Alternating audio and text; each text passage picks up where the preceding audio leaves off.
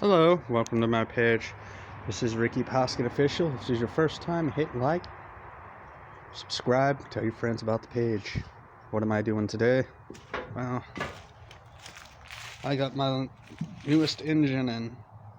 It's to a 1924. That rear axle's to a 1913. Whenever I find parts, I just get them because I need to get these T's running. I'm one of the few people that knows how to work on them, so yeah. Paid $250 for this one. Turns, has compression.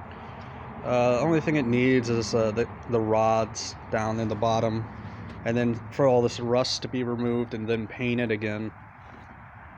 That's what needs to happen to this one.